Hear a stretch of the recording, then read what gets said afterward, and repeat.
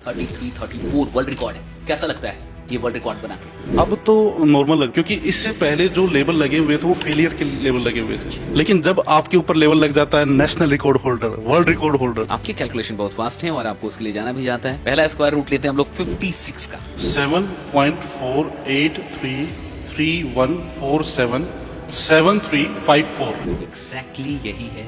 21 second में आपने 21 second. Periodic table जी, को जी। सुनाने का रिकॉर्ड हासिल किया है। Hydrogen, helium, lithium, beryllium, boron, carbon, nitrogen, oxygen, fluorine, neon, sodium, magnesium, aluminium, silicon, phosphorus, sulphur, chlorine, argon. एक आम इंसान भी उस फोटोग्राफिक मेमोरी तक पहुंच सकता है। बिल्कुल पहुंच सकते, क्योंकि मेरे लिए सबसे बड़ी जो मोटिवेशन है वो मेरे पिता है। और उन्होंने मुझे एक ही बात बोली, तुझे मुझे गार्ड बना के रखना है या मुझे आगे बढ़ाना है, कि जो भी करूंगा या तो मैं टॉप करूंगा या मैं बॉटम में रहूंगा, मुझे मिडिल में नहीं रहना। मुझे आईएएस बनना है तो मुझे एज इट इज आंसर को याद नहीं करना, मुझे अपना आंसर बनाना। तब तक सर मैं अपनी कमजोरी पे काम करना शुरू कर दिया था कि मैं अपने अंदर ऐसा क्या डेवलप कर लूं कि मैं सबसे अलग बन जाऊं। तो मुझे पता चला 5SQR सिस्टम, ओके। एक ऐसा सिस्टम जिससे पूरे के पूरे सिलेबस को, पूरी की पूरी बुक को विद पेज नंबर याद किया जा सकता। किसी चीज को लंबे समय तक याद रखने का टेक्निक क्या है? एक वर्ड में बता दो सर। हाँ। हमारा जो ब्रेन है इन 3 चीजों पे काम करता है। कोई भी बच्चा अगर एयर टेक्निक को सीख ले और अपने सिलेबस पे अप्लाई कर दे, कि जिस चीज का टारगेट उन्होंने 3 मिनट का दिया था वो मैंने 1 मिनट 38 सेकंड में करके दिखाया। My God. आज तक वो रिकॉर्ड अनबीटेबल, मतलब तोड़ना तो बहुत दूर की बात है सर, उसको कोई छू भी नहीं पाया। रिकॉर्ड बनाने के लिए कैसा माइंडसेट चाहिए, मैं ये जानना चाहूंगा। किसी भी रिकॉर्ड को बनाने के लिए सिंपल सा फॉर्मूला मैं देता हूँ, किसी को भी अगर रिकॉर्ड बनाना है।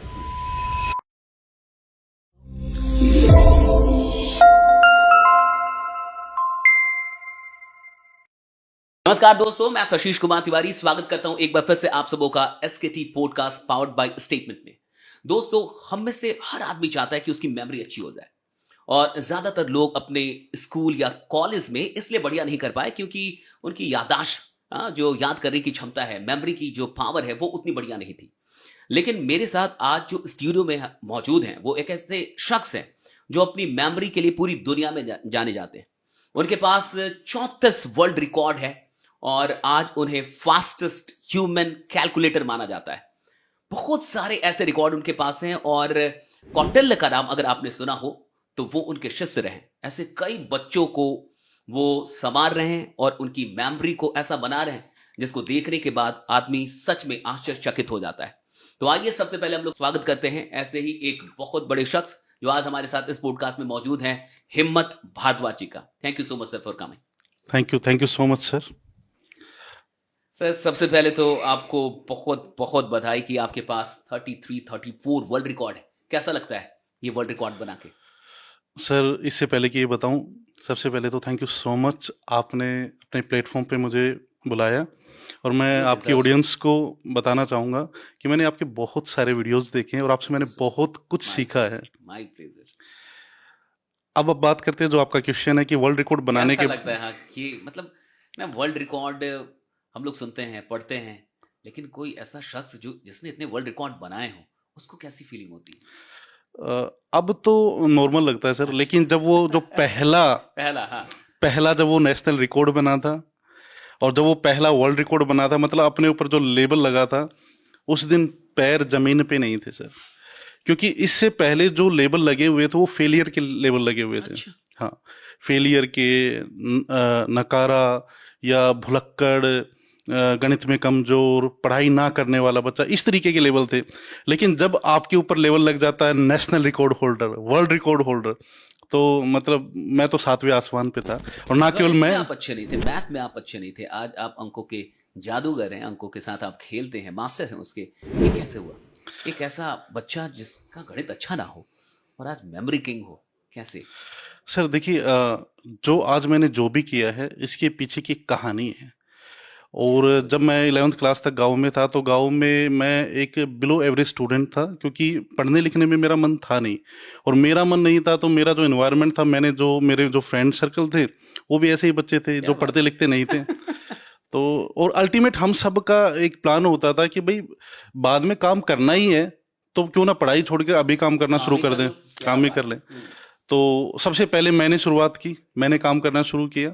मेरे पिताजी आर्मी से रिटायर हैं, तो मैंने सबसे पहले उनसे डिस्कशन किया कि मुझे पढ़ाई नहीं करनी है, मुझे काम करना है और पैसे कमाने। पापा ने मना किया कि पढ़ाई करने के बाद जो काम होगा और अब जो काम होगा उसमें दिन रात का अंतर है।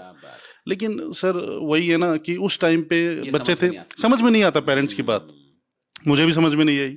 और मैंने पढ़ाई छोड़कर ये छोटे छोटे काम, सबसे पहले मैंने आराम मशीन पे काम करना शुरू किया जहाँ लकड़ियों का काम होता है। अच्छा। और उसके बाद वो काम कुछ दिन किया, मेहनत बहुत ज़्यादा लगी तो वो काम छोड़ दिया। फिर मैंने होकर का काम, होकर का मतलब होता है घर घर जाके न्यूज़पेपर डालना। क्या? हाँ, तो मैं घर घर जाके न्यूज़पेपर डालता था, दुकान दुकान पे न्यूज़पेपर डालता था। और कुछ एक्स्ट्रा पैसा कमाने के लिए वहाँ पे जो उनकी एजेंसी थी, न्यूज़ एजेंसी, वो कहते थे कि अगर आप न्यूज़पेपर लेके हमारे गांव से एक सिटी है कोसली, वहाँ पे रेलवे स्टेशन है, कि अगर आप वहाँ साइकिल पे वो रेलवे न्यूज़पेपर लेके खड़े होगे और जो ट्रेन वहाँ से जाएगी और पैसेंजर को अगर न्यूज़पेपर दोगे तो वहाँ से भी आपका कमीशन आएगा। तो मैंने वो करना भी शुरू कर दिया। तो मैं न्यूज़पेपर डालने के बाद में रेलवे स्टेशन चला जाता था और अपनी साइकिल को लेकर वहाँ किस उम्र न्यूज़पेपर। में ये सब कुछ हो रहा था? हाँ। क्या एज थी उस समय? एज क्या था? सर मैं 9th क्लास का स्टूडेंट था My God। और एज लगभग वही 12-13 साल की सर, मतलब वही है ना। 12 साल। तो एक दिन मैं खड़ा था सर, वहीं से वो जो टर्निंग पॉइंट शुरू होता है। एक दिन मैं अपनी साइकिल पे न्यूज़पेपर लेके खड़ा था, तो जैसे ही कोई गांव का बंदा गुजरता था ना तो मैं फेस पलट लेता था ताकि वो मुझे पहचान ना पाए। तो एक पड़ोसी वहां से निकल रहा था तो मैंने फेस पलटने की कोशिश तो की, नौटंकी तो की, लेकिन उसने मुझे पकड़ लिया, जान लिया। है ना। तो वो मुझे देखकर हंसने लगा, कुछ नहीं बोला, और वो सीधा घर गया। घर जाके उसने मम्मी पापा को काफ़ी उल्टा सीधा बोला। जब मैं घर पहुंचा, घर पहुंचने के बाद में मेरे मम्मी पापा मायूस बैठे थे। इवन पापा तो बिल्कुल ऐसे हो रहे थे कि अंदर से रो रहे थे। तो मैंने पापा से पूछा भाई क्या बात हुई, तो उन्होंने कहा था कि वो पड़ोसी आया था और वो ये कह के गया है कि ये जो खानदान है ये अनपढ़ों का खानदान है, यहाँ पे कोई पढ़ा लिखा ना तो हुआ है ना ही होगा आगे। My God। और ये कह के वो इमोशनल हो गए। तो सर मैं सब कुछ बर्दाश्त कर सकता था, सब कुछ कर सकता हूँ, लेकिन मैं पिताजी की आंखों में पानी बर्दाश्त नहीं कर सकता। ठीक है, तो उस दिन मैंने पापा को बोला कि ठीक है मैं सब कुछ छोड़ दूंगा, ये छोटे मोटे जो भी काम है। उनको नहीं पता था कि आप ये सब कुछ कर रहे हैं? नहीं, उनको पता था, ओके। उनको पता था, लेकिन वो मना भी करते थे तो मैं करता रहता था। हाँ, वो लेकिन ये इंसिडेंट नहीं हुआ था कि कभी वो उस वजह से इमोशनल हुए हैं, है ना। वो गुस्से में बोलते थे ये मत कर, ऐसा मत कर, वैसा मत कर, मैं नहीं मानता था। लेकिन जब उस पड़ोसी की वजह से वो रोने को हो गए तो उस चीज ने मुझे मतलब अंदर तक झकझोर कर रख दिया कि यार ये नहीं होना चाहिए। तो उस दिन मैंने डिसीजन ले लिया था कि अब मुझे पढ़ना है। फिर सबसे पहला काम मैंने पापा को बोला, वो काम छोड़कर पापा को बोला कि मुझे है ना गांव से निकाल दीजिए, मैं गांव में नहीं पढ़ पाऊंगा क्योंकि ये जो फ्रेंड सर्कल है ये मुझे पढ़ने ही नहीं देगा। क्या बात। तो पापा बोले कहाँ भेजें भाई, मेरी कैपेसिटी नहीं है, मैं एक आर्मी से रिटायर जरूर हूँ लेकिन मेरे पास में इतनी सेविंग्स वगैरह नहीं है। नहीं। लेकिन फिर भी मैंने जिद करके मैं एक स्कूल में चला गया, महेंद्रगढ़ उस टाइम पे एक बहुत पॉपुलर सिटी है सर, और वहाँ बहुत बड़े बड़े स्कूल्स हैं और बहुत अच्छे अच्छे टीचर्स हैं। और मैंने ये रिसर्च तो कर लिया था कि अगर मुझे पढ़ना है तो मुझे वहाँ जाना होगा। और तब तक एक सपना दिमाग में बैठ चुका था कि अब पढ़ना है तो बनना आईएएस है, क्योंकि हमेशा से एक ही चीज मैं सोचता था कि जो भी करूंगा या तो मैं टॉप करूंगा या मैं बॉटम में रहूंगा, मुझे मिडल में नहीं रहना कभी। मेडल में नहीं रहना, है ना? ये एटीट्यूड था। हाँ, उस दिन मैंने पापा को बोल दिया था कि मैं जा रहा हूँ, या तो मैं आईएएस बनूंगा या मैं गार्ड बनूंगा, मैं बीच में नहीं क्या रहूंगा। बात है। तो सर मैं सपनों के साथ में चला गया यहाँ से महेंद्रगढ़, turning point है ना। हुआ। महेंद्रगढ़ चला गया, लेकिन वहां पे सर जो बड़ा स्कूल था, बड़े टीचर्स थे, वो मुझे रास नहीं आए। मेरी स्कूल लाइफ बड़ी खराब रही है। ओके। हाँ, गांव में जब मैं था फ्रेंड सर्कल जरूर मेरे ना पढ़ने वाले बच्चों का था, लेकिन मैं जिम वगैरह बहुत करता था, कुश्ती वगैरह करता था, मैंने अपना शरीर बहुत अच्छा बना रखा था, हरियाणा के लोगों में ये बात तो है ना। स्पोर्ट्स को लेके एक अलग लगाव है। हाँ। तो जब मैं स्कूल में पहुंचा तो वहां के जो कोऑर्डिनेटर होते हैं वो टेस्ट लेते हैं। तो उन्होंने टेस्ट में कुछ क्वेश्चन नहीं पूछे, उन्होंने मुझसे ये पूछा कि भाई यहाँ पे आके यहाँ का डिसिप्लिन तो खराब नहीं करोगे ना, क्योंकि वो शरीर को देखकर थोड़ा सा मतलब चौंक गए थे कि ये लड़का गांव से चल के यहाँ पे आया, ये कुछ ना कुछ यहाँ के स्कूल का डिसिप्लिन जरूर खराब करेगा। ओके। तो स्टार्टिंग से ही सभी टीचर्स को ये बोल दिया गया था कि इस बच्चे पर खास ध्यान रखना, और वो कुछ ज्यादा ही खास ध्यान रख दिया सर। तो वहां पे एक टीचर थे हिंदी के, और उनको प्यार से सब बॉक्सर बोलते थे। अरे बॉक्सर, वो पहले बॉक्सिंग करते थे और बाद में वो टीचर लग गए थे तो उन्होंने बॉक्सिंग छोड़ दी थी। बच्चे मुझे कहते थे कि आप है ना बॉक्सर से सावधान रहना। वो भाई बॉक्सर क्या करेगा, मैं तो अपना काम करने आया, पढ़ूंगा, आराम से पढ़ना है मुझे। तो उन्होंने एक दिन क्या किया, क्वेश्चन आंसर दिए याद करने के लिए। तो उस टाइम पे मैंने ये सोच लिया था कि मुझे आईएएस बनना है, तो मुझे एज इट इज आंसर को याद नहीं करना, मुझे अपना आंसर बनाना, कुछ सोचना है ना। ये चीजें मेरे दिमाग में चलने लग गई थी। तो क्वेश्चन आंसर मैंने याद अच्छे से कर लिए थे, अपनी लैंग्वेज में याद कर लिए थे, और अगले दिन मैं पहुंचा, मुझसे क्वेश्चन सुना गया। और क्वेश्चन तो मैंने अपनी लैंग्वेज में सुनाए, तो वो बोले कि हाथ सीधे करो। पहले तो सीधे करे, 2 डंडे लगाए बढ़िया वाले। तो मैंने पूछा, भाई मुझे क्यों मारा सर? सिर्फ ये क्वेश्चन पूछा था, मुझे क्यों मारा? मैंने तो आंसर दिया है। वो बोले उल्टे हाथ करो। अब उल्टे हाथ पे मारे। फिर मेरा क्वेश्चन, सर मुझे क्यों मारा? क्या बात। तो बोला जबान लड़ाता है। सीधा जाके सर मुझे स्कूल मतलब क्लास से बाहर कर दिया। फिर उसके बाद ये डेली का मतलब एक होता ना जिसे हिंदी में कहते हैं पैज करना, उस टीचर को ये हो गया था कि डेली उसको क्वेश्चन आंसर सुनने होते थे और मेरी पिटाई करनी होती थी। अब मैं कटने लगा था पढ़ाई से। अब मैं पापा को भी ये बात नहीं बता सकता था, क्योंकि पापा ने बहुत ज्यादा पैसा इन्वेस्ट किया था और पापा ने पूरे गांव में कर दिया था कि मेरा बेटा तो आईएएस बन के आएगा। अब मैं सर स्कूल बंक करने लगा, क्योंकि स्कूल जाऊंगा तो पनिशमेंट होगी, तो मैंने स्कूल बंक करना शुरू कर दिया और धीरे धीरे मेरा वो पूरा साल निकल गया। अब एग्जाम सिर पे थे, अब क्या करूं? तो मैंने एक ऐसा डिसीजन लिया जिसने मेरी लाइफ और मेरे परिवार की लाइफ हमेशा के लिए बदल दी। मैंने डिसीजन लिया कि ठीक है, इस साल मैं नहीं पढ़ पाया, कोई बात नहीं, मैं अगले साल पढ़ूंगा, इस साल मैं एग्जाम नहीं देता हूं। और मैंने घर वालों को बोला, पापा को बोला कि मैं एग्जाम नहीं दे रहा। तो पापा तो एकदम से हैरान हो गए कि मेरी इतनी बड़ी इन्वेस्टमेंट है, तेरा 1 साल है, क्यों एग्जाम नहीं दे रहा? तो मैंने उनको पूरी कहानी बताई, लेकिन मेरी कहानी पे कौन यकीन करता? बहुत सही बात है ना? पेरेंट्स तो बिल्कुल, और उस टाइम पे नहीं करते थे पेरेंट्स, अब तो करते हैं, उस टाइम नहीं करते थे। उन्होंने बोला तेरी ही कमी होगी। तो पापा ने बोला ठीक है, एग्जाम नहीं देना, मत दे, जो करना वो कर। मैंने एग्जाम नहीं दिया सर, और जिस दिन मैंने एग्जाम नहीं दिया उसी दिन मैं पापा के लिए दुश्मन हो गया था। बिल्कुल, वो मुझसे मतलब बोलना सब सब सब सब उन्होंने शुरू कर दिया था। और ऊपर से जो पड़ोसी थे पूरे गांव में, तो ये आग की तरह फैल गई थी, बेटा आईएएस बनने गया, ये तो फेल हो गया। जबकि मैं फेल नहीं हुआ था, मैंने एग्जाम नहीं दिया, और वो भी अलग सर्कमस्टांसिस से, कि मुझे पढ़ने नहीं दिया जा रहा था वहां पे। तो इवन रिश्तेदार भी आ गए, सारे के सारे शब्द भेदी बांट छोड़ने। तो ये सब कुछ हुआ। तो मम्मी ने कुछ दिन मेरी सिचुएशन देखी और पापा को बोला कि अगर ये लड़का गांव में रहा, इस सिचुएशन में रहा, तो ये डिप्रेशन में चला जाएगा, इसको कुछ हो भी सकता है, हमें गांव को छोड़ना चाहिए। तो पापा ने, जब वो आर्मी में थे, तो एक छोटा सा प्लॉट लिया था गुड़गांव में। और वो लिया था रेंट पर्पज से, कि वहां से रेंट आएगा। तो पापा बोले कहाँ जाएं? तो मम्मी बोली कि गुड़गांव चलते हैं। तो एक ऐसा डिसीजन जिसकी वजह से मतलब वो मेरा गांव छूटा सर, कि हम पशु रखते थे, गाय भैंस रखते थे, पापा ने वो भी मतलब बहुत कम पैसे में इधर उधर कर दिए। जो हम खेती करते थे, वो भी अचानक से किसी ऐसे बंदे को दे दी बहुत कम पैसे में। मतलब एक दिन में वो सब कुछ चेंज होके, वो 2 गाड़ी बुलाई, सारा सामान पैक किया, गुड़गांव में शिफ्ट होके अगले ही दिन एक छोटी सी फैक्ट्री में लग गए एज ए गार्ड। और उन्होंने मुझे एक ही बात बोली कि मैं तो सिक्योर था, सेफ था, मेरी पेंशन आ रही थी, मेरे पास दूध का आ रहा था, मेरे पास यहाँ से भी रेंट आता, सब कुछ आता, लेकिन मैं तेरे लिए सब कुछ छोड़ के आ गया। अब तुझे क्या करना है? मतलब तुझे मुझे गार्ड बना के रखना है या मुझे आगे बढ़ाना है? अब ये तुझ पे डिपेंड करता है सर। वो जो चीज थी ना, कि एक बंदे ने मेरे लिए अपना सब कुछ छोड़ दिया, कंफर्ट, सारी चीजें, सब कुछ छोड़ दिया अपने बेटे के लिए, है ना? और आज भी मैं सोचता हूँ ना, मुझे लगता है कि इतना बड़ा स्टेप शायद मैं नहीं ले सकता जो मेरे फादर ने लिया। माँ बाप बहुत कुछ करते हैं बच्चों के लिए। फिर मैंने पीछे मुड़ के नहीं देखा। फिर मैंने मम्मी को बोला कि मम्मी मैं पढ़ूंगा, बहुत अच्छे से पढ़ूंगा। दूसरी बार घटना भी ऐसी घटी, जैसे हम गुड़गांव आए, तो गुड़गांव आके एक एजेंसी होती है जो ओपन के फॉर्म भराती है, ओपन के 10th कर लो, 12th कर लो, है ना? तो ओपन वाला याद हाँ, है ना? होता था ऐसा। तो मैं एक उस एजेंसी में गया कि भाई मुझे ना 12th करनी है। तो उन्होंने मेरे फॉर्म फिल कर दिए, मैंने सारी बुक्स ली और मैंने इतनी जबरदस्त तरीके से पढ़ी सर, मुझे मतलब एक एक बुक का एक एक शब्द याद हो गया अच्छे से। तो मैं आया था यूपी में ही एग्जाम देने 12th क्लास के, और मुझे ये था ठीक है मैं रेगुलर में टॉप नहीं कर पाया, लेकिन ओपन में मैं टॉप करके दिखाऊंगा।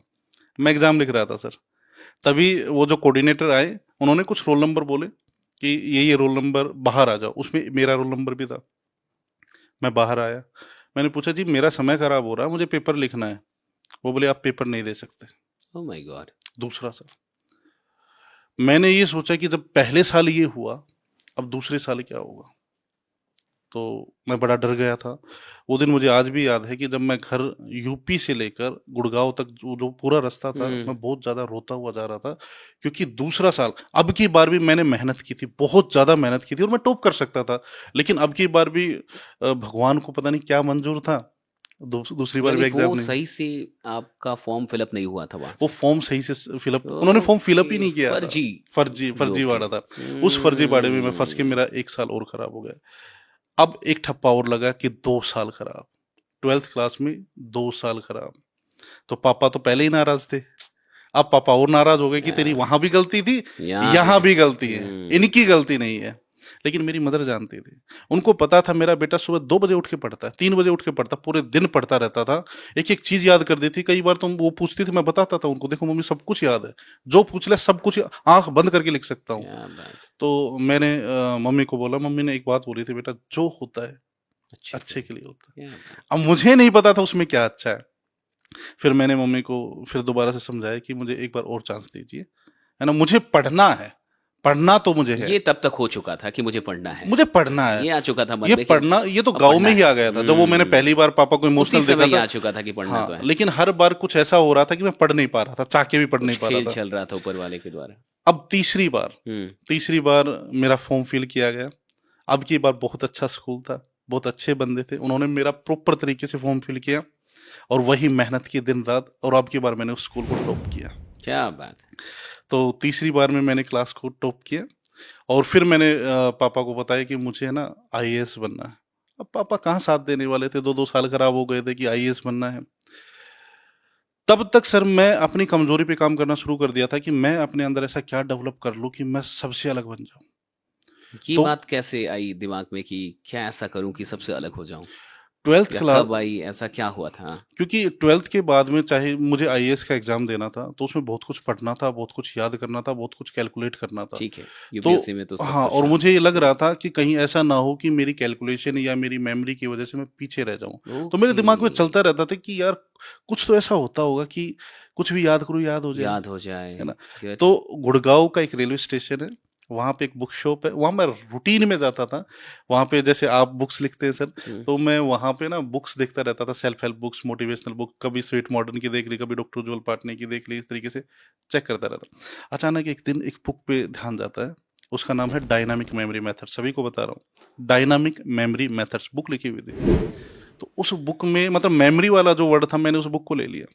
तो उस बुक के कुछ पेज पलटे, तो उस पे एक चैप्टर में कुछ वर्ड्स लिखे हुए थे, और उन वर्ड्स को जो राइटर है डॉक्टर विश्वरूप रॉय चौधरी, विश्वरूप राय चौधरी। पहले फेमस बिल्कुल, थे मैंने भी मेमोरी देखी में, वो है ना। किताब। तो उस पे कुछ शब्द लिखे हुए थे, उन्होंने वो स्टोरी बना के याद करा दी, तो वो मुझे भी याद हो गया। तो वहां से क्रियोसिटी बन गई कि इसमें कुछ है, कुछ तो है, और इसको एक्सप्लोर करना चाहिए। उसके बाद मैंने उनकी जितनी बुक्स थी, चाहे वो मुझे वहां उस बुक स्टॉल पे अवेलेबल हुई, चाहे वो मुझे कहीं भी अवेलेबल हुई, चाहे मुझे उनके ऑफिस में जाके लाना पड़ा हो, क्या बात। उनकी सारी की सारी बुक्स मैंने ली, सारी पढ़ी। That's great. और ना केवल इंडियन ऑथर्स की, फिर मैं वेस्टर्न ऑथर्स पे डोमिनिक ओब्रा, एंटोनी बुजान, हैरी लोरेन, किसी को छोड़ा ही नहीं सर। तो ऐसी हजारों किताबें मैंने मेमोरी पे पढ़ी, और फाइनली एक सिस्टम मुझे मिल गया था कि हाँ, ये वो सिस्टम है जिससे जहाँ मैं से अपनी memory- मेमोरी को स्ट्रॉन्ग कर सकता हूँ। क्या बात। लेकिन उनमें भी एक चीज थी सर, कि मेमोरी की जो टेक्निक्स की जो बुक्स मिली थी ना, उसमें हम क्या थे, डिजिट्स याद कर सकते थे, वर्ड्स याद कर सकते थे, लेकिन हमें तो बहुत कुछ याद करना होता है, बहुत कुछ याद करना होता है। यूपीएससी में हाँ बहुत हाँ, कुछ, बहुत कुछ, बड़े बड़े है आंसर्स ना। हैं। तो मुझे ये लगता था कि अकेली मेमोरी उसका जवाब नहीं है, मुझे कुछ और भी सीखना होगा। तो मुझे पता चला 5 SQR सिस्टम, ओके। एक ऐसा सिस्टम जिससे पूरे के पूरे सिलेबस को, पूरी की पूरी बुक को विद पेज नंबर याद किया जा सकता है। ऐसा कोई सिस्टम है? एक ऐसा सिस्टम है जो यानी जैसे स्वामी जो स्वामी विवेकानंद के पास स्वामी जो विवेकानंद जी वाला सिस्टम। फोटोग्राफिक मेमोरी उसको बोलते हैं, जी जी जी जी, तो क्या एक आम इंसान भी उस फोटोग्राफिक मेमोरी तक पहुंच सकता है? बिल्कुल पहुंच सकता है। हमारा ब्रेन फोटोग्राफी, हम सबकी मेमोरी फोटोग्राफिक मेमोरी है, बस हमें वो सीक्रेट्स, वो रूल्स रेगुलेशन, वो प्रिंसिपल्स नहीं पता सर। अगर किसी को पता चल जाए, हम्म। अगर आप किसी को ट्रेन करें, अगर वो सच में अपना टाइम दे, तो क्या उसके साथ ये संभव है? जब मेरे साथ संभव हुआ सर, मैं तो अपने आप को बिलो एवरेज मानता हूँ, जब मेरे साथ हो सकता है तो कोई भी कर सकता क्या बात। है ना। तो क्योंकि मैं गॉड गिफ्टेड, जैसे मीडिया वाले मुझे अक्सर कहते हैं मेमोरी किंग, कैलकुलेटर किंग, याददाश्त का बादशाह, फास्टेस्ट है ना। कैलकुलेटर। हाँ, हाँ, जबकि एक टाइम ऐसा था जब मुझे बिलो एवरेज बोला जाता था। तो बहुत जब सही। मैं कर सकता हूँ तो कोई भी कर सकता है। ये क्रेडिट मेरा नहीं है सर, मेरी सिर्फ मेहनत है। ये क्रेडिट है हमारे वैदिक काल का, हमारे वेदों का, हमारे मेमोरी की टेक्निक्स का, वैदिक मैथ्स की टेक्निक्स का। वैदिक मैथ से एक क्वेश्चन है कि क्या है ये और क्यों ये अलग है, और क्या वैदिक मैथ जो है उसकी टेक्निक या उसको समझ लेने के बाद कोई आम आदमी मतलब वो सुपर ह्यूमन जैसा हो सकता है? सबसे पहले तो मैं बता दूं, वैदिक मैथ्स, हम्म, इसका नाम है वैदिक। ये वेदों से आया है सर, ये अथर्ववेद से आया है। क्या बात और है। वैदिक मैथ्स क्या होता है? वैदिक maths is a super fast way of making all mathematical calculation easy and fast. क्या बात है। वैदिक मैथ्स में आपकी कैलकुलेशंस काफी फास्ट हो जाती है।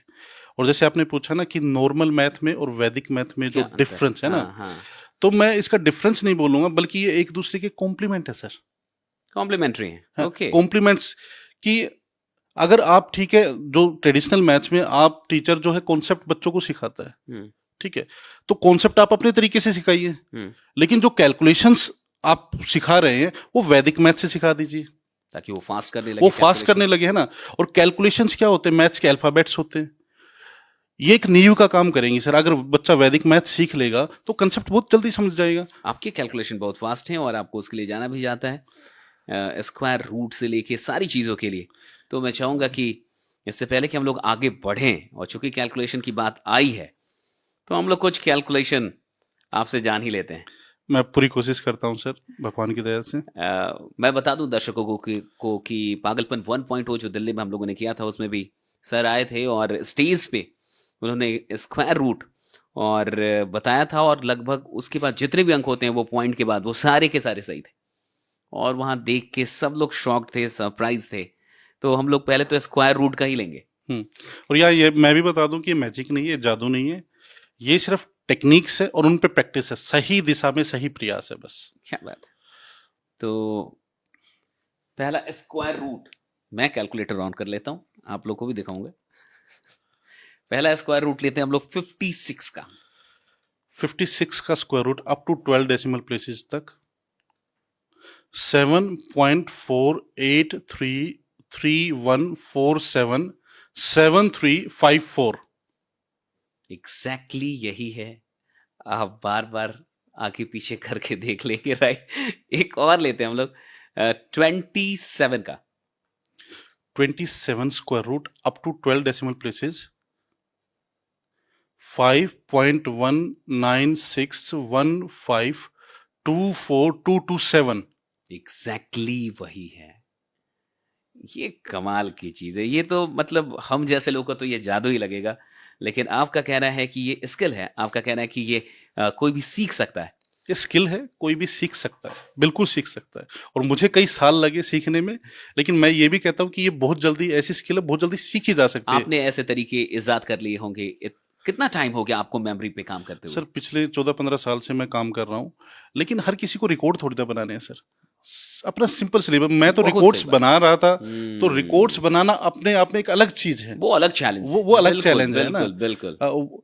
लेकिन किसी को अगर कोई चीज याद करनी है, कैलकुलेट करनी है, तो वो सीखने में मतलब साल भर में वैदिक मैथ्स में, मेमोरी में और 5 स्क्वायर टेक्निक में एक्सपर्ट बना जा सकता है। यानी कोई बच्चा हो जो अभी पढ़ाई कर रहा है, मान के चलिए स्कूल में है, हाँ, खासकर स्कूल और कॉलेज के बच्चों के लिए बहुत जरूरी है, मुझे भी ऐसा लगता है। इंजॉय करेगा सर, वो अपनी लाइफ को इंजॉय करेगा, और अच्छा, मतलब मैथ का बहुत। जो एक फोबिया है, ये जो फियर है, बहुत सारे लोग को मैथ से फोबिया है, हाँ। क्या वो फोबिया दूर होगा? अरे सर फोबिया तो दूर, कॉन्फिडेंस क्या नेक्स्ट लेवल बात पे है, होगा। क्या बात है, क्या बात। That's great. अब तक का आप फास्टेस्ट रूट कैलकुलेशन आपके नाम है, नो डाउट, और वो अभी हम लोगों ने देखा भी। नॉर्मली स्कूल के जो बच्चे हैं उनको ब्रेन टेक्निक की जगह वो रटाफिकेशन की, भाई रटो ठीक। रटो रटो ऐसा कर दिया जाता है। किसी चीज को लंबे समय तक याद रखने का टेक्निक क्या है कि वो एक लंबे समय तक याद रख एक वर्ड में रहे? बता दूं सर, हाँ। अगर एक वर्ड में मैं बात करूं तो वो फाउंडेशन आ जाएगी, AIR। एक वर्ड है air, AIR। A stand for association, okay I stand for imagination, okay. R stand for ridiculous thinking. क्या बात। हमारा जो ब्रेन है इन 3 चीजों पे काम करता है। 2 तरीके के ब्रेन होते हैं, लेफ्ट ब्रेन, राइट ब्रेन। तो लेफ्ट ब्रेन तो स्टार्टिंग से टीचर सिखाते ही आए हैं कि कंसेप्ट कैसे समझ समझ के याद करना है, ठीक। वो हम सबको पता है। हम्म। राइट ब्रेन किस पे काम करता है? एसोसिएशन पे काम करता है, क्योंकि ब्रेन में जितने भी न्यूरॉन्स है वो सारे आपस में कनेक्टेड है। ब्रेन इमेजिनेशन पे काम करता है, रिडिकुलस थिंकिंग पे काम करता है। तो कोई भी बच्चा अगर एयर टेक्निक को सीख ले और अपने सिलेबस पे अप्लाई कर दे, जैसे कि कौटिल्य के केस में हुआ था, एक बच्चा आया था ना जो बहुत ज्यादा फेमस कौटिल्य, हुआ हाँ, था। वो हाँ, आपका स्टूडेंट रहा है। मेरा स्टूडेंट रहा, 2013 में मेरी कौटिल्य से मुलाकात हुई थी और उसके बाद में हम काफ़ी टच में रहे। तो उसने सारी की सारी कंट्री कैपिटल जो एटलस आती है सर ज्योग्राफी की, उसने सारी याद कर रखी थी उस इस एयर टेक्निक की वजह से। ओह एयर माय टेक्निक में गॉड। था कि कहानी बना बनाकर, स्टोरी बना बनाकर चीज़ों को याद करा देना। ओके, हाँ, स्टोरीज के फॉर्मेट में, स्टोरीज के इमेज फॉर्म, के फॉर्मेट इमेजेस के में। फॉर्म में। तो ये 3 चीज़ें होती है, एसोसिएशन, इमेजिनेशन और रिडिकुलस थिंकिंग। एक छोटा सा एग्जांपल से समझे इस हम्म। चीज़ को। हम्म। मान लीजिए मुझे आपको कुछ वर्ड्स याद कराने हैं। देखिए ठीक। मैं एक छोटा सा एग्जांपल ले ठीक। लेते हैं। 15 वर्ड्स हैं, हम्म। ठीक है, मुझे आपको याद कराने हैं। हम्म। सबसे पहले तो मैं आपको वर्ड्स बोलता हूँ, आपको ध्यान से सुनना है। हम्म। मेरा फर्स्ट वर्ड है फोटो फ्रेम, हम्म। स्कूटर, हम्म। ध्यान से सुनिएगा, हम्म। मैं फिर क्वेश्चन पूछूंगा आपसे। हम्म। विंडो, हम्म। रैंडम वर्ड्स है, बटरफ्लाई, हम्म। स्नेक, स्नेक, स्नेक के बाद हम्म। सोर्ड, तलवार, हम्म। माइकल जैक्सन, हम्म। सोफा सेट, हम्म। गोल्ड, हम्म। टाइगर, हम्म। किटकैट चॉकलेट, हम्म। पोर्ट, हम्म। ट्यूबलाइट्स, हम्म। बर्ड्स, हम्म। कीज। ये एक छोटा सा टास्क मैंने आपको दिया, ये 15 वर्ड्स है, ये आपको याद करने हैं। सबसे पहले तो ये बताइए आप इनको याद कैसे करेंगे? रट्टा मार मार के। रट्टा मार मार के याद हाँ, करेंगे, कि कितना पहले टाइम? ये है, दूसरा ये है। यही टेक्निक है आपके पास में? हम्म। और कितना समय लगेगा इनको याद करने में?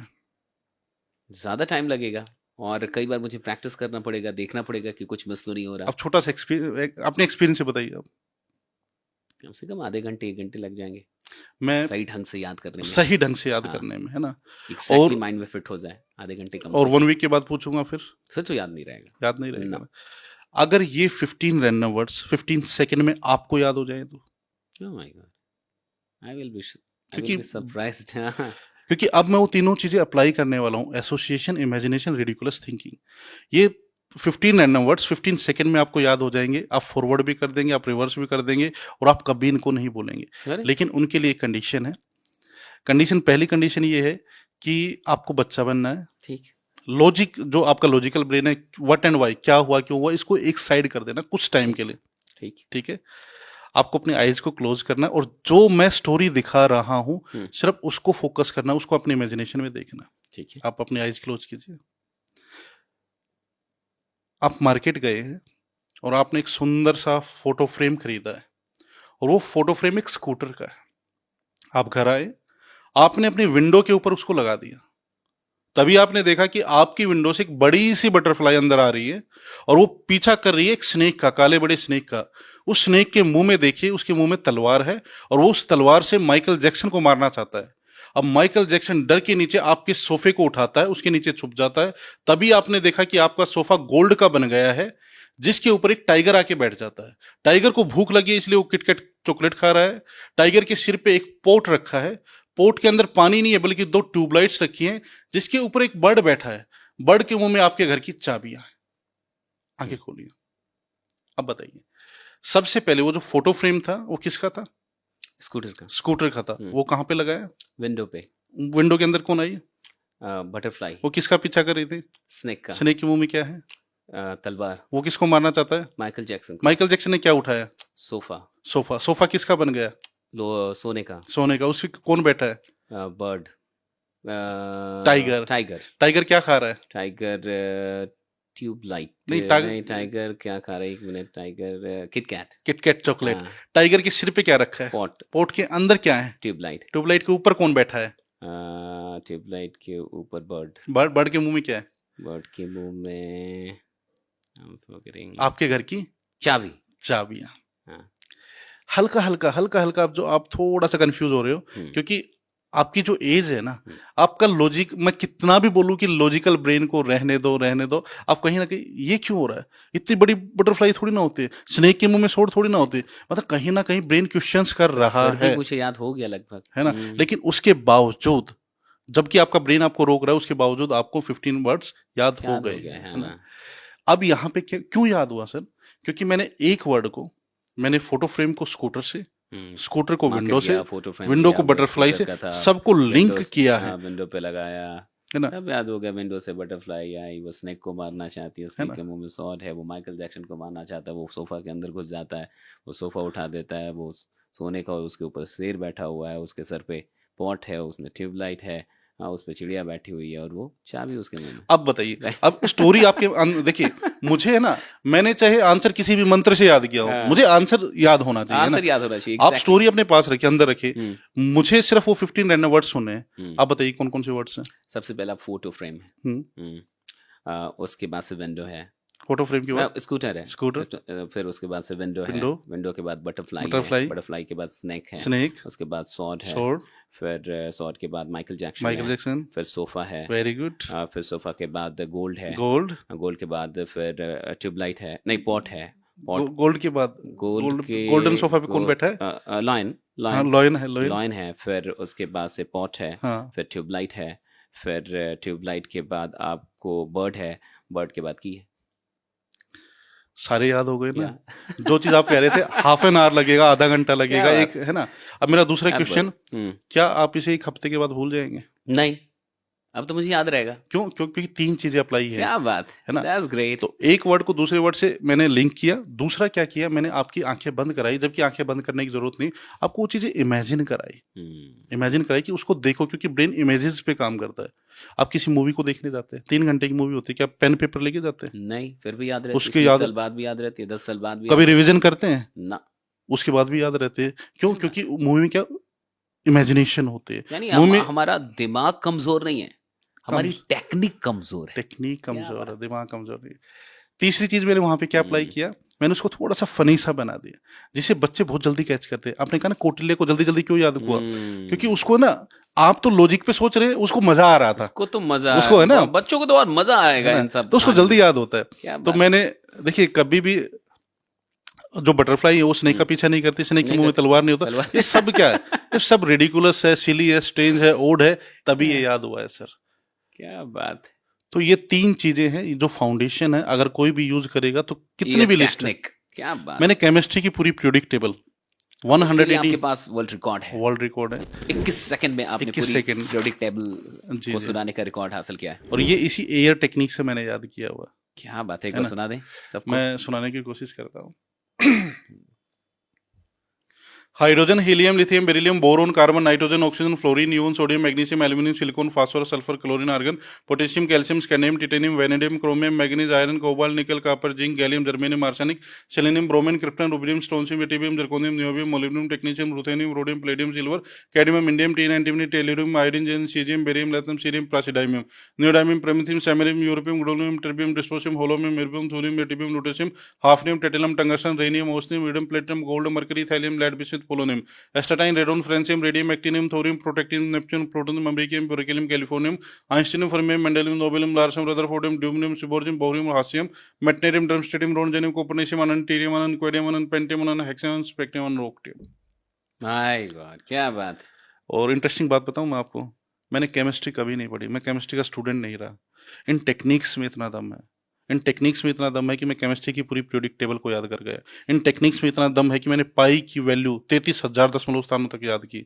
इन टेक्निक्स में इतना दम है कि मैं 1 घंटे में दशमलव स्थानों तक, 1 घंटे में मैं 60 मोबाइल नंबर याद कर देता हूँ, 600 डिजिट्स, उनको फॉरवर्ड भी कर देता हूँ और उनको रिवर्स भी कर देता हूँ। कर लें इस पे कुछ ट्राई करते हैं। मेरी टीम ने अच्छा काम किया, आपके लिए कुछ आपकी टीम बहुत अच्छा काम करती है। आप भी बहुत अच्छा काम करते हैं। आपके लिए कुछ चैलेंजेस उन लोगों ने तैयार किया। जब पता चला कि हिम्मत भारद्वाज जी आ रहे हैं तो वो बड़े एक्साइटेड थे सब लोग। यहाँ उन लोगों ने एक नंबर लिख रखा है, आप मुझे ना लंबा सा है, 2 डिजिट करके देते चले जाइए। ये देखिए आप कितना बड़ा है, पहले तो ये देख लीजिए, आप सब लोग देख लीजिए कितना बड़ा। ये लंबा सा है, ठीक है। और इसको आपको याद करके और बताना है। आप देख लें एक बार, मैं देख लेता हूँ। और ये बहुत लंबा सा है, कैमरा संभालने वाले लोग इसको आपको दिखा देंगे अच्छे से, कैमरा टीम हमारी दिखाएगी।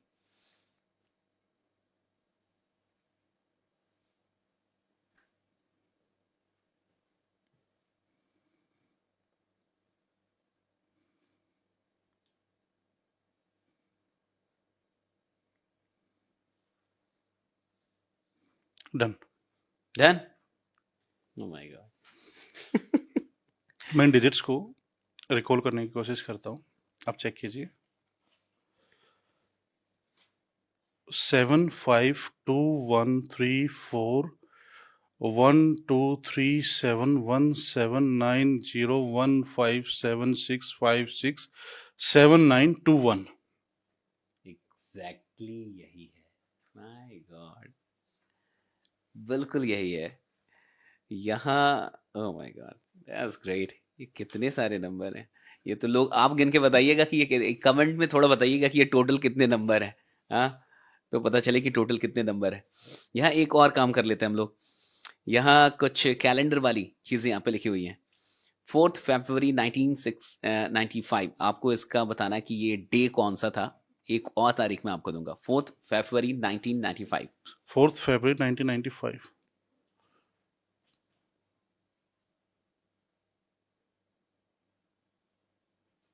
सैटरडे। टीम चेक करके बताएं, चेक कीजिए थोड़ा। सैटरडे, क्या बात है, राइट। ओके, 11 सितंबर 2004। 11 सितंबर 2004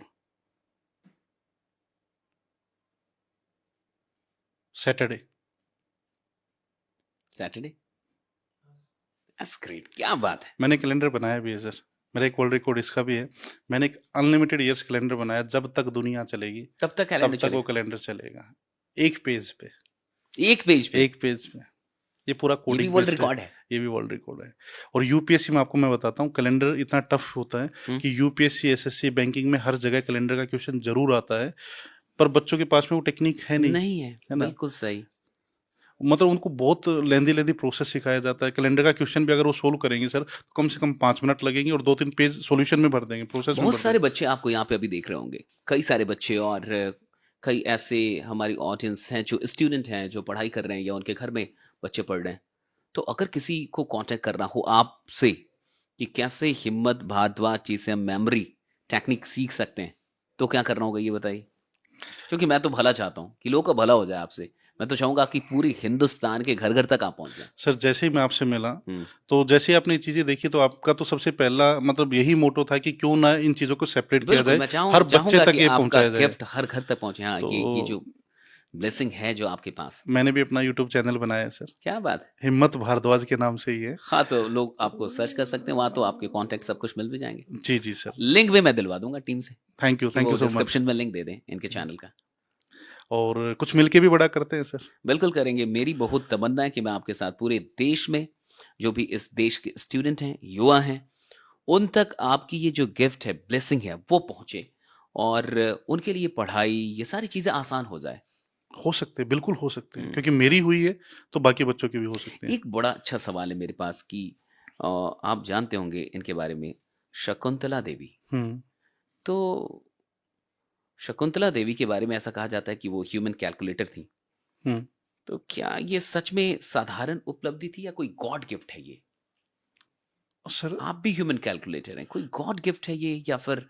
सर मैं अपने आप को तो नहीं मानता, मैं अपने आप को नहीं मानता, क्योंकि मैं अपने को जानता हूँ। मुझे पता है मेरी कंडीशन क्या थी, मैं कहाँ से उठ के आया हूँ। और मैंने एक बिलो एवरेज, जिसके 10th क्लास में मैथ्स में बहुत कम मार्क्स आए थे, आज मेरे 34 वर्ल्ड रिकॉर्ड्स है। तो मैं अपने बारे में तो बता सकता हूँ। हाँ, जहां तक बात शकुंतला देवी जी की है, तो मैंने भी बहुत सारे वीडियोज उनके देखे हैं। हम्म, ये तो सच है कि वो वैदिक मैथ्स को बहुत अच्छे लेवल पे जानते थे, वैदिक क्या मैथ्स के बात। टेक्निक्स वो बहुत अच्छे से जानते थे, और उन्होंने बहुत जबरदस्त रिकॉर्ड बनाए हैं।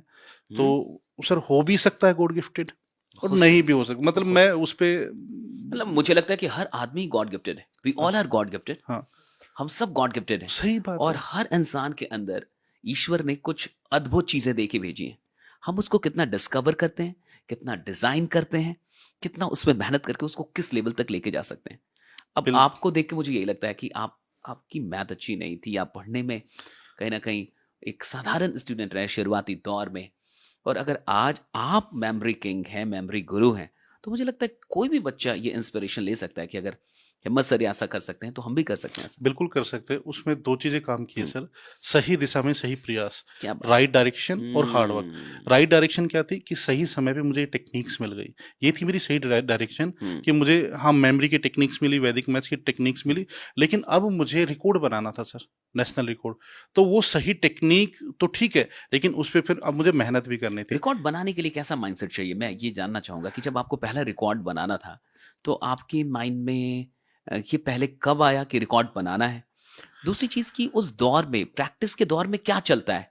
क्या कुछ फियर भी होता है या फिर वो सेल्फ कॉन्फिडेंस कितना होता है कि रिकॉर्ड बना दूंगा या तोड़ दूंगा? Like what goes sir in record the बनाने माइंड? से पहले मैं कॉलेज के सारे रिकॉर्ड तोड़ चुका था। ओके। मैं कॉलेज में कल्चरल एक्टिविटीज़ में, यूथ फेस्टिवल वगैरह में, कॉलेज के जितने भी अवार्ड्स होते हैं, सबसे बड़ा अवार्ड होता है रोल ऑफ ऑनर। तो वहाँ तक, क्योंकि मेरे अंदर वो जो हंगर थी ना कि मुझे अपने पापा के लिए, मम्मी के लिए बहुत कुछ करना है, वो टैग्स अपने ऊपर से हटाने हैं। तो कॉलेज के सारे अवार्ड जीतने के बाद भी वो टैग्स चिपके हुए थे। मतलब वो फेलियर का फेलियर ही था, चाहे मैंने कॉलेज के कितने भी बड़े अवार्ड ले लिए। ये चीज़ें मैं करता था, बुक्स वगैरह मैं पढ़ता रहता था। तो मैं, जो मेरे प्रोफेसर है, मतलब सबको मैं बहुत अच्छे से जानता था। एक बहुत क्लोज है मेरी मैडम, प्रोफेसर निर्मल उदासी। तो उनको मैं ये चीज़ें करके दिखाता था, कैलकुलेशन फास्ट करके दिखाता था, कुछ कुछ याद करके दिखाता था। तो और मैं मैम से पूछता भी था कि मैं कुछ कर सकता हूँ क्या इसमें। अब मैम को भी इस चीज़ के बारे में ज़्यादा नहीं पता था कि भाई नहीं, क्या हो सकता है। क्या हो सकता है, इसका क्या स्कोप होगा या इससे क्या कहते हैं करियर ना हो सर सकता कि जब आपकी इंटेंशन या आपकी इंट्यूशन, और जब आप लगातार सोचते हैं कि मैं कुछ बड़ा कर लूं, है? मैं कुछ बड़ा करूं, तो चीजें आपकी तरफ अट्रैक्ट होनी शुरू हो जाती है। एक न्यूज़पेपर में किसी बच्चे ने रिकॉर्ड बनाया था, ओके। तो उस दिन मुझे पहली बार रिकॉर्ड के बारे में पता चला। अब मुझे भी रिकॉर्ड बनाना था। ये तो हो गया था कि ठीक है, अब मुझे कैलकुलेशन में रिकॉर्ड बनाना है। मैंने एक टॉपिक तैयार किया सर। मैंने सबसे पहला टॉपिक लिया अपना फास्टेस्ट क्यूब कैलकुलेशन का। 1 से लेकर 100 तक क्यूब कैलकुलेट करने अच्छा, थे मेरे उस। पास है दोनों हाँ चीजें मेरे पास, हाँ, स्क्वायर और क्यूब क्यूब आपके से, लिए। ठीक है। ये आप मैं ऑडियंस को दिखा दूं थोड़ा सा। 1 से लेके 100 तक का स्क्वायर, और हमारे पास ये भी है 1 से लेके 100 तक के क्यूब। हाँ, तो आपने इसके लिए पहले सोचा? इसके लिए मैंने सोचा, तो मैंने इसकी तैयारी करनी शुरू की। अब तैयारी शुरू कर तो दी सर, मैंने इस पे खूब प्रैक्टिस की, क्योंकि प्रैक्टिस करना मैंने कॉलेज में ही सीख लिया था। जब मैं इवेंट्स वगैरह में पार्टिसिपेट गुड। करता था, तो मैं एक चीज की इतनी बार प्रैक्टिस करता था। मेरी ये सबसे बड़ी खासियत है सर, मतलब मैं प्रैक्टिस बहुत ज्यादा करता हूँ। तब तक प्रैक्टिस करता हूँ जब तक आंख बंद करके वो चीज बाहर ना निकलने लग जाए। तो ग्रेट। क्यूब पे भी मैंने ऐसी प्रैक्टिस की। मैंने 6 महीने तक इस पे खूब प्रैक्टिस की। और रिकॉर्ड बनता कैसे, इसका प्रोसेस क्या होता, मैं वैसे तो पता नहीं था, इतना इंटरनेट भी उस टाइम पे नहीं था। तो मैं सीधा जैसे तैसे करके मैंने रिकॉर्ड ऑफिस का पता किया, और मैं सीधा वहां पहुंच गया कि रिकॉर्ड बनता कैसे। वो भी बड़े हैरान कि पहली बार कोई बंदा ये जानने आता है कि रिकॉर्ड कैसे बनता है यहाँ पे। तो उन्होंने मुझे प्रोसेस बता दिया, लेकिन उनको ये भी था कि कहाँ ये रिकॉर्ड बनाएगा आपने। मैं सर ऐसे ही चला गया था। मैंने प्रैक्टिस शुरू कर दी थी। 6 महीने तक मैं प्रैक्टिस करता रहा। 1 से लेकर 100 तक मेरी जो बेस्ट टाइमिंग आई थी, वो आई थी 4 मिनट 42 सेकेंड में। अब मैं यहीं पे बता रहा हूँ, सही डायरेक्शन में मैं काम कर रहा था। तो 4 मिनट 42 सेकेंड में मेरी ये बेस्ट टाइमिंग थी। मैंने खूब प्रैक्टिस, कम से कम 10,000 बार प्रैक्टिस की होगी इस पे, माय गॉड। जब मैं रिकॉर्ड अटेम्प्ट करने गया। तो इनका रिजल्ट भी बहुत लेट आता, 2 महीने में लेट आया। तो 2 महीने के बाद जब रिजल्ट आया, तो रिकॉर्ड नहीं था, वो अप्रिसिएशन दिया था उन्होंने कि रिकॉर्ड हम कंसिडर नहीं करेंगे, ये अप्रिसिएशन लेटर दिया। और उसके नीचे एक लाइन थी कि जिस चीज को आपने 4 मिनट 42 सेकंड में किया है, अगर इसी चीज को आप 3 मिनट में करके दिखाओगे तो ये नेशनल रिकॉर्ड बनेगा। ओके। तो उस समय मतलब मैं बड़ा हैरान कि बड़ी मुश्किल से मैं 4 मिनट 42 सेकंड पे लेके आया हूं। अब एक एक सेकंड कम करना मेरे लिए बड़ा चैलेंज है, इसको 3 मिनट में कैसे कर दूंगा। अब यहीं से जो नाम है ना सर, हिम्मत, कि बस एक ही मैंने क्वेश्चन था कि क्विट करूं या आगे बढ़ूं। वही पापा का चेहरा याद आ गया कि नहीं, कुछ तो करना है। फिर मैं कोई बात नहीं, अगले 6 महीने और दूंगा। अब फिर प्रैक्टिस की, फिर प्रैक्टिस की, फिर प्रैक्टिस की। इतनी प्रैक्टिस की कि जिस चीज का टारगेट उन्होंने 3 मिनट का दिया था, वो मैंने 1 मिनट 38 सेकंड में करके दिखाया। और माय गॉड। आज तक वो रिकॉर्ड अनबीटेबल, मतलब तोड़ना तो बहुत दूर की बात है सर, उसको कोई छू भी नहीं पाया। That's great. तो वहां प्रैक्टिस, से प्रैक्टिस है ना, राइट डायरेक्शन डायरेक्शन राइट मिली थी। डायरेक्शन में अगर आप प्रैक्टिस करेंगे टेक्निक तो थी कुछ मेरे भी। पास, लेकिन प्रैक्टिस बहुत ज्यादा थी। 6 महीने लगाए फिर आपने प्रैक्टिस 6 करने में महीने उसको। लगाए। और उसके बाद जैसे स्क्वायर रूट पे जो आपने देखा था, स्क्वायर रूट, क्योंकि पहला रिकॉर्ड टफ जरूर था, दूसरा टफ था।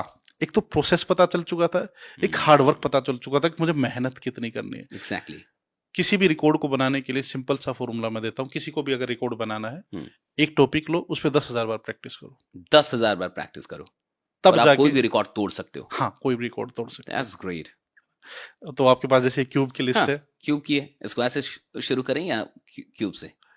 आप जैसा बोले। स्क्वायर से शुरू करते हैं। स्क्वायर से मैं शुरू जहाँ कर। बोलूंगा रुक जाइएगा, हाँ ठीक क्योंकि ये है, तो बहुत लंबा है। बहुत हाँ। लंबा है। Squares. 1 square 1 2 4 3 9 4 16 5 25 6 36 7 49 8 64 9 81 10 100 11 1 2 1 12 1 4 4 13 1 6 9 14 1 9 6 15 2 2 5 16 2 5 6 17 2 8 9 18 3 2 4 19 3 6 1 24 100 21 4 4 1 22 4 8 4 23 5 2 9 24 5 7 6 25 6 2 5 26 6 7 6 27 7 2 9 28 7 8 4 29 8 4 1 39 100 31 9 6 1 32 1 0 2 4 33 1 0 8 9 34 1 1 5 6 35 1 2 2 5 36 1 2 9 6 37 1 3 6 9 38 1 4 4 39 1 5 2 1 41 6 00 41 1 6 8 1 42 1 7 6 4 43 1 8 4 9 44 1 9 3 6 45 2 0 2 5 46 2 1 6 47 2 2 0 9 ग्रेट 48 2 भाई 3 0 4 ग्रेट, क्या 49 2 बात। 4 0 1 50 2 5 0 0 51 2 6 0 स्क्वायर रोक देते हैं भाई, ए टू जेड सारी चीजें सही है। क्यूब पे आते हैं। cubes हाँ 1 cube 1 2 8 3 27 1 cube 1 2 8 3 27 4 64 5 1 2 5 6 2 1 6 7 3 4 3 8 5 1 2 9 7 2 9 10 1000 11 1 3 3 1 2 11 7 2 8 13 2 1 9 7 14 2 7 4 4 15 3 3 7 5 16 4 0 9 6 17 4 9 1 3 18 5 8 3 2 19 6 8 5 9 28,000 21 9 2 6 1 2 1 0 6 4 8 23 1 2 1 6 7 24 1 3 8 2 4 25 1 5 6 2 5 26 1 7 5 7 27 1 9 6 8 3 28 2 1 9 2 8 2 29 2 4 3 8 9 32 7 0 0 31 2 9 7 9 32 3 2 7 6 8 दैट्स ग्रेट। और ये मैं बहुत नॉर्मल स्पीड से बता रहा हूँ सर। माय जब आप रिकॉर्ड बनाते हैं तो आपकी स्पीड जो होती है ना, वो जो जजमेंट पैनल होता है उनको भी लगता है पता नहीं क्या बोल गया, लेकिन उनके पास में वो डिवाइसेस होते हैं कि जिससे वो वो लोग स्लो मोशन में उन चीजों को देख सकते हैं। ओके और उनका डेली का काम यही होता है That's रिकॉर्ड को great. मेजर करना, तो वो मेजर कर लेते हैं कि क्या गलत बोला क्या सही बोला है।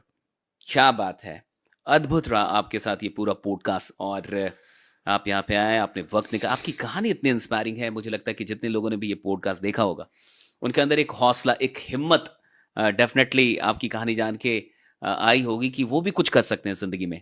वो भी अगर सच में कुछ चाहते हैं करना, कुछ बड़ा करना चाहते हैं। और ये जो आपका एक कनेक्शन है ना कि पिताजी के लिए कि उनको ना दुख हो या उनको कोई पछतावा ना रह जाए, और ये जो पिता के लिए कुछ करने का ये जो एक एटीट्यूड आपके अंदर है वो काबिले तारीफ है। वो और आज मुझे भी लगता है है कि सर, हाँ, वो आज भी है और वो हमेशा रहेगा। क्या बात। लास्ट ईयर मेरे फादर एक्सपायर हो गए हैं, लेकिन भगवान ने मुझ पे इतनी दया की कि वो एक्सपायर होने से पहले कुछ मैं ऐसी चीजें दिखा पाया उनको कि जिससे वो प्राउड करते थे कि हाँ मेरे बेटे ने वर्ल्ड रिकॉर्ड बना दिया, मेरे बेटे ने किताबें लिख दी, मेरे बेटे मीडिया में आ रहा है। तो उनको ये था डीयू में कि आपने पढ़ा लिया, आप डीयू में पढ़ाते हैं क्लासेस, बहुत बड़ी बात है ये सब कुछ। सच में उनको कितना अच्छा लगा होगा, फाइनली वो खुश होके यहाँ से विदा लिए हों। हाँ बहुत कुछ और करना चाहता था, उनके मतलब उनको दिखाना चाहता था, क्योंकि मेरे लिए सबसे बड़ी जो मोटिवेशन है वो मेरे पिता है। क्या बात। सबसे बड़ी मोटिवेशन बहुत कुछ सेक्रीफाइस किया उन्होंने। मुझे लगता है कि बहुत कुछ। यहाँ जितने भी लोग देख रहे होंगे सबके पिता बहुत सेक्रीफाइस करते हैं। और हम सबको अपनी जिंदगी में किसी और के लिए ना सही, अपने पिता, अपनी माँ, इन दो लोग के लिए तो कमाल की मेहनत करनी चाहिए। सब कुछ भूल के, सारे डिस्ट्रैक्शंस, लोग कहते हैं कि डिस्ट्रैक्ट हो जाते हैं। मुझे समझ में नहीं आता, जिस आदमी ने अपनी माँ के लिए कुछ करना है, पिता के लिए करना है, वो कैसे डिस्ट्रैक्ट हो सकता है। मैं कभी नहीं हुआ सर। मैं कॉलेज के टाइम पे जब जाता था, तो कॉलेज में जब मैं जाता था तो मैं कॉलेज की लाइब्रेरी में बैठता था, जबकि कॉलेज मुझे ये बोला जाता था कि ये आपकी गोल्डन एज है, खूब मस्ती करो, सब कर ले लड़कियों के भैया। साथ करो, ये है ना। मैं ऐसा स्टूडेंट था सर, मैं या तो प्रोफेसर्स के पास बैठता था क्या या बात। लाइब्रेरी में बैठता था, और मैं हमेशा वो सोचता रहता था कि वो जो चीज़ हुई थी मेरे पापा के साथ में, मुझे बस उस चीज़ से निकलना था, कैसे भी करके निकलना था। That's great. और वो कॉलेज का जो टाइम था सर, जो 5 साल मुझे मिले थे, मेरे घर से कॉलेज 5 किलोमीटर दूर है।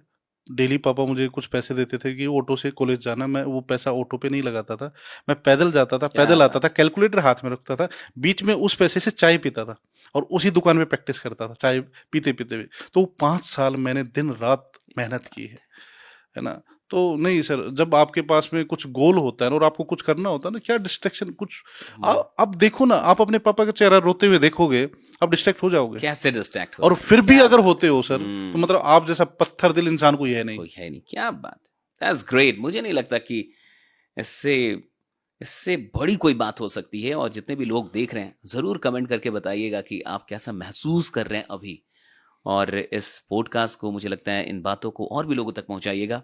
और क्या आप चाहते हैं कि फिर से हम लोग हिम्मत भारद्वाज जी को फिर से बुलाएं और कुछ और भी बातें करें? बाकी क्या आप चाहते हैं कि आपके शहर में आए और आप इनको साक्षात इनको सुन पाएं और इनका कुछ वर्कशॉप आपके शहर में हो? अगर आप चाहते हैं तो ज़रूर कमेंट करके बताइएगा। बाकी सर आप आए, बहुत मज़ा आया, मन आनंदित हो गया, बहुत बहुत शुक्रिया। थैंक यू और सो मैं मच आपके सर। स्कूल में आऊँगा मैं आपसे यही इस पॉडकास्ट पे वादा कर रहा आपने हूँ प्रॉमिस किया और कि आप हमेशा अपना प्रॉमिस पूरा भी करते हैं। बहुत जल्दी मैं आपके स्कूल में आऊंगा, आपके बच्चों से मिलूंगा, और मैं ईश्वर से ये प्रार्थना करूंगा कि आपका ये जो स्कूल है ना, ये पूरे देश में फैले थैंक और यू हम सो इसे पूरे मच। देश में लेके जाएं। थैंक यू सो बहुत मच। बहुत धन्यवाद आपका आने के लिए। Thank you thank so you, much. Thank you so much sir. Thank you. Thank you.